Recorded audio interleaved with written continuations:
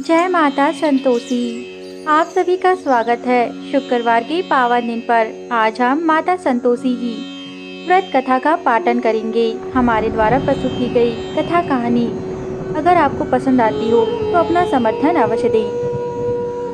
शुक्रवार का दिन माता संतोषी को समर्पित होता है। इस दिन माता संतोषी की संपूर्ण श्रद्धा भाव से पूजा अर्चना करने से माता संतोषी की कृपा प्राप्त होती है तथा उनका आशीर्वाद सदैव बना रहता है। संतोषी माता का व्रत विवाह संबंधित समस्याओं से निदान के लिए तथा संतान के लिए तथा सभी मनोवांछित मनोकामनाओं की पूर्ति के लिए किया जाता है। ऐसा करने से माता संतोषी प्रसन्न हो जाती हैं तथा इस व्रत के प्रभाव से भी सभी मनोवांछित फलों की कामना को पूर्ण करती हैं। संतोषी माता के व्रत में कथा का विशेष स्थान होता है, इसलिए संतोषी माता के व्रत में कथा का पाठन अवश्य करना चाहिए।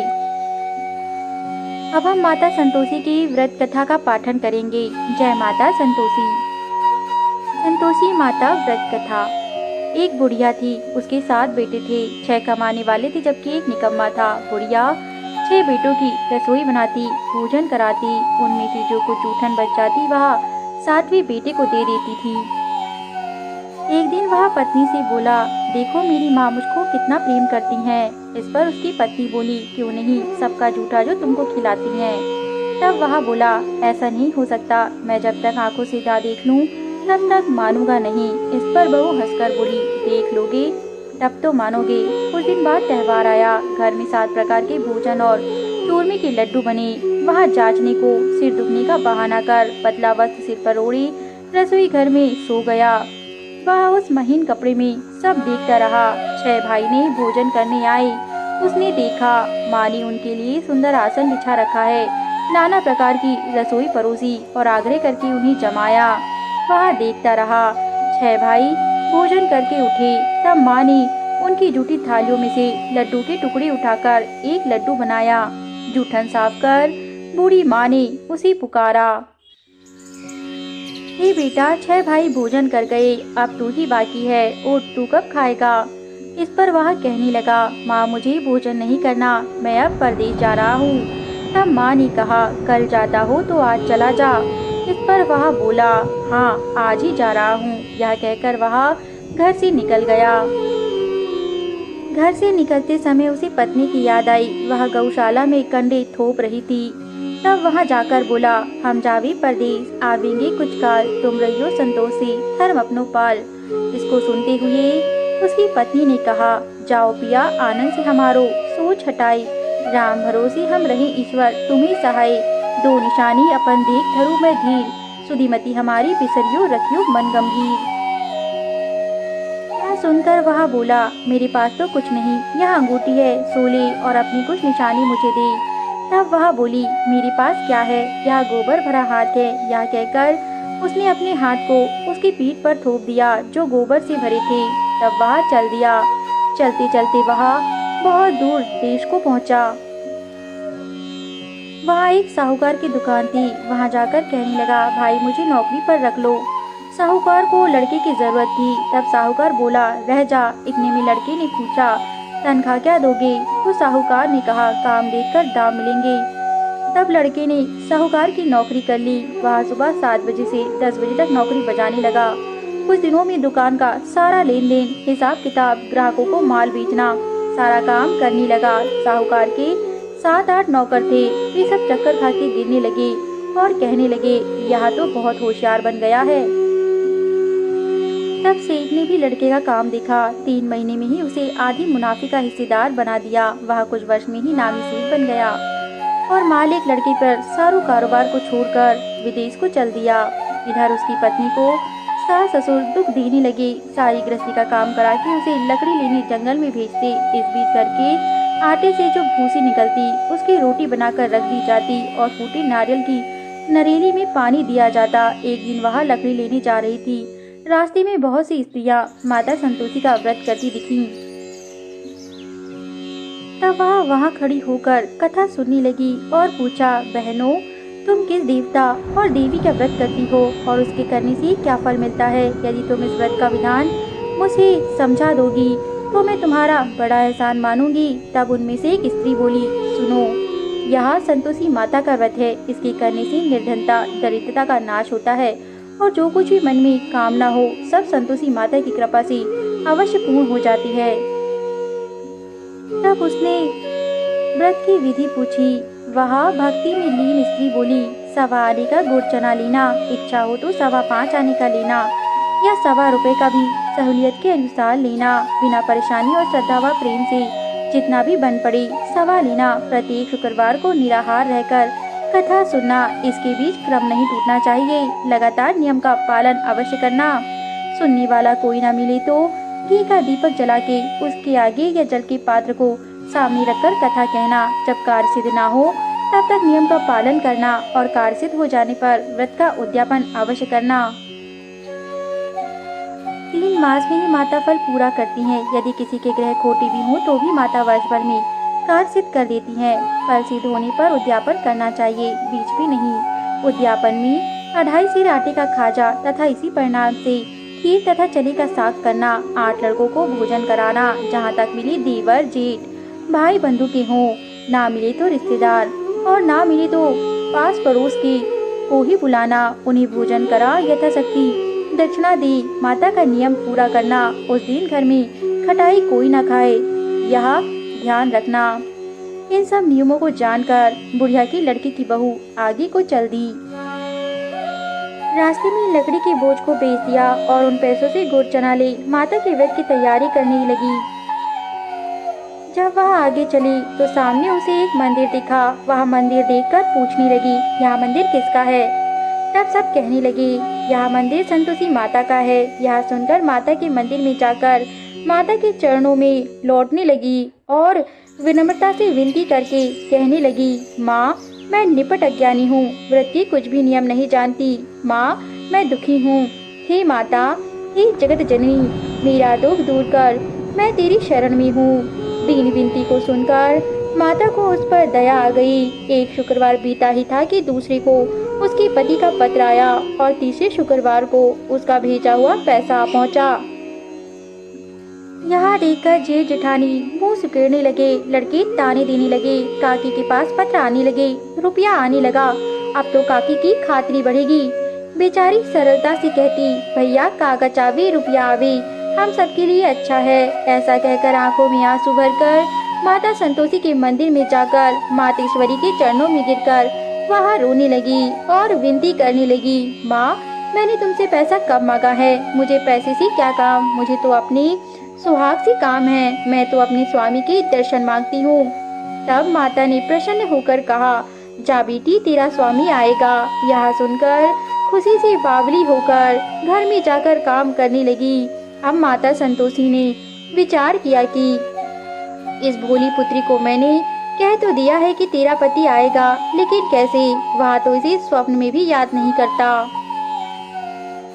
उसे याद दिलाने को मुझे ही जाना पड़ेगा। इस तरह माताजी उस बुढ़िया के बेटे के पास जा स्वप्न में प्रकट होकर कहने लगी, साहूकार के बेटे सो रहा है या जगता है? तब वह कहने लगा, माता सोता भी नहीं जगता भी नहीं, कहो क्या आज्ञा है? तब माँ कहने लगी, तेरा घर बार कुछ है कि नहीं? इस पर वह बोला, मेरे पास सब कुछ है, माँ बाप है, बहू है, मुझे क्या कमी है माता? तब माँ बोली, भोले पुत्र तेरी बहू घोर कष्ट उठा रही है। तेरे माँ बाप उसे परेशानी दे रहे हैं। वह तेरे लिए तरस रही है, तू उसकी सुध ले।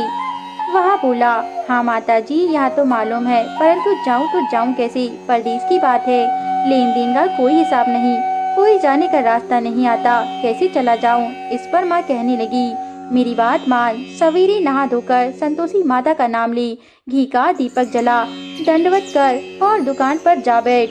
देखती ही देखती तेरा सारा लेन देन चूक जाएगा, जमा का माल बिक जाएगा, सांझ होती होती धन का भारी ढेर लग जाएगा। पुत्र ने माता की बात मानी और वह प्रतः उठा। उसने नहा धोकर माता संतोषी को दंडवत किया और घी का दीपक जलाकर दुकान पर जा बैठा। थोड़ी देर में देने वाले रुपए लाने लगे, लेने वाले हिसाब लेने लगे। कोठे में भरे सामान के खरीदार नगद दाम दे सौदा करने लगे। शाम तक धन का भारी ढेर लग गया। मन में माता का नाम ले चमत्कार देख प्रसन्न हो घर ले जाने के वास्ते वह गहना कपड़ा सामान खरीदने लगा। यह काम से निपटा कर तुरंत वह घर की ओर रवाना हुआ। उधर उसकी पत्नी जंगल में लकड़ी लेने जाती है। लौटते वक्त माताजी के मंदिर में विश्राम करती है। वह तो उसके प्रतिदिन रुकने का स्थान ठहरा। धूल उड़ती देखकर वह माता से पूछती है, हे माता, यहाँ आज धूल कैसे उड़ रही है? इस पर माता कहती है, हे पुत्री, तेरा पति आ रहा है। अब तू ऐसा कर, लकड़ियों के 3 बोझ बना ले। एक नदी के किनारे रख, दूसरा मेरे मंदिर पर और तीसरा अपनी छत पर। तेरे पति को लकड़ियों का गट्ठर देख मोह पैदा होगा और वहाँ यहाँ रुकेगा। नाश्ता पानी खाकर माँ से मिलने जाएगा। तब तू लकड़ियों का बोझ उठाकर जाना और चौक में एक गट्ठर डालकर जोर से आवाज लगाना, लो सासू जी, लकड़ियों का गट्ठर लो, भूसी की रोटी दो, नारियल के खेपड़े में पानी दो, आज मेहमान कौन आया है। माताजी से बहुत अच्छा कहकर वह प्रसन्न मन से लकड़ियों के 3 गट्ठर बनाई। एक नदी के किनारे पर और एक माताजी के मंदिर पर रखा। इतने में वहाँ पर मुसाफिर आ पहुँचा। सूखी लकड़ी देख उसकी इच्छा उत्पन्न हुई कि हम यहीं पर विश्राम करें और भोजन बनाकर खा पीकर गांव को जाएं। इसी तरह रुककर भोजन बना, विश्राम करके वह गांव को गया। सबसे प्रेम से मिला। उसी समय सिर पर लकड़ी का गट्ठर लिए वह उतावली सी आती है। लकड़ियों का भारी बोझ आंगन में डालकर जोर से 3 बार आवाज देती है, लो सासू जी, लकड़ियों का गट्ठर लो, भूसे की रोटी दो, आज मेहमान कौन आया है। यह सुनकर उसकी सास बाहर आकर अपने दिए हुए कष्ट को भुलाने हेतु कहती है, बहू ऐसा क्यों कहती है? तेरा मालिक ही तो आया है। आ बेट, मीठा भात खा, भोजन कर, कपड़े पहन और गहने पहन। उसकी आवाज सुन उसका पति बाहर आता है। अंगूठी देख व्याकुल हो जाता है। माँ से पूछता है, माँ यहाँ कौन है? तब माँ बोलती है, बेटा यह तेरी बहू है। जब से तू गया है तब से सारे गांव में भटकती फिरती है, घर का कामकाज नहीं करती, 4 पहर खाकर जाती है। तब वह बोला, ठीक है माँ, मैंने इसे भी देखा और तुम्हें भी। अब दूसरे घर की चाबी दो, उसमें रहूंगा। तब माँ बोली, ठीक है, जैसी तेरी मर्जी। तब वह दूसरे मकान की तीसरी मंजिल का कमरा खोल सारा सामान जमाता है। एक दिन में राजा के महल जैसा ठाट बाट बन गया। अब क्या था, बहू सुख भोगने लगी। इतने में शुक्रवार आया। उसने पति से कहा, मुझे संतोषी माता के व्रत का उद्यापन करना है। तब पति बोला, खुशी से कर लो। वह उद्यापन की तैयारी करने लगी। जेठानी के लड़कों को भोजन करने के लिए कहने गई। उन्होंने मंजूर किया, परंतु पीछे से जेठानी ने अपने बच्चों को सिखाया, देखो भोजन के समय खटाई मांगना, जिससे उसका उद्यापन पूरा ना हो सके। लड़के जमीन पर बैठ गए और पेट भर खीर खाने लगे, परंतु बाद में खाते ही कहने लगे, हमें खटाई दो, खीर खाना हमको नहीं भाता, देखकर आरुचि होती है। तब वह कहने लगी, भाई खटाई किसी को नहीं दी जाएगी, यह तो संतोषी माता का प्रसाद है। लड़के उठ खड़े हुए और बोले, पैसा लाओ। भोली बहू कुछ जानती नहीं थी, उन्हें पैसे दे दिए। लड़के उसी समय हट करके इमली खटाई ले खाने लगे। यह देखकर बहू पर माताजी ने कोप किया। राजा के दूत उसके पति को पकड़कर ले गए। जेठ जेठानी मनमाने वचन कहने लगे, लूट लूट कर धन इकट्ठा कर लिया है, अब सब मालूम पड़ जाएगा जब जेल की मार खाएगा। बहू से यह सब सहन नहीं हुआ। वहाँ रोती हुई माताजी के मंदिर गई और कहने लगी, हे माता, तुमने यहाँ क्या किया? अब तुम भक्तों की हंसी उड़ाने लगी हो, उन्हें रुलाने लगी हो। इस पर माता बोली, बेटी, तूने उद्यापन करके मेरा व्रत भंग किया है। तब वह कहने लगी, माता, मैंने कुछ अपराध नहीं किया, मैंने तो भूल से लड़कों को पैसे दे दिए थे, मुझे क्षमा करो, मैं फिर से तुम्हारा उद्यापन करूंगी। तब माँ बोली, अब भूल मत करना। वह कहती है, अब भूल नहीं होगी। अब बताओ माता, वे कैसे घर आवेंगे? इस पर माँ बोली, जा पुत्री, तेरा पति तुझे रास्ते में आता मिलेगा। वह मंदिर से निकली कि राह में पति आता मिला। तब वह पूछने लगी, कहाँ गए थे? वह कहने लगा, इतना धन जो कमाया है उसका टैक्स राजा ने मांगा था, वह भरने गया था। वह प्रसन्न होकर बोली, भला हुआ, अब घर को चलो। कुछ दिन बाद फिर शुक्रवार आया। तब वह बोली, मुझे फिर माता का उद्यापन करना है। पति ने कहा, करो। बहू फिर जेठ के लड़कों को भोजन को कहने गई। जेठानी ने 1-2 बातें सुनाई और सब लड़कों को सिखाने लगी, तुम सब लोग पहले ही खटाई मांगना। लड़के भोजन से पहले कहने लगे, हमें खीर नहीं भाती, हमारा जी बिगड़ता है, कुछ खटाई खाने को दो।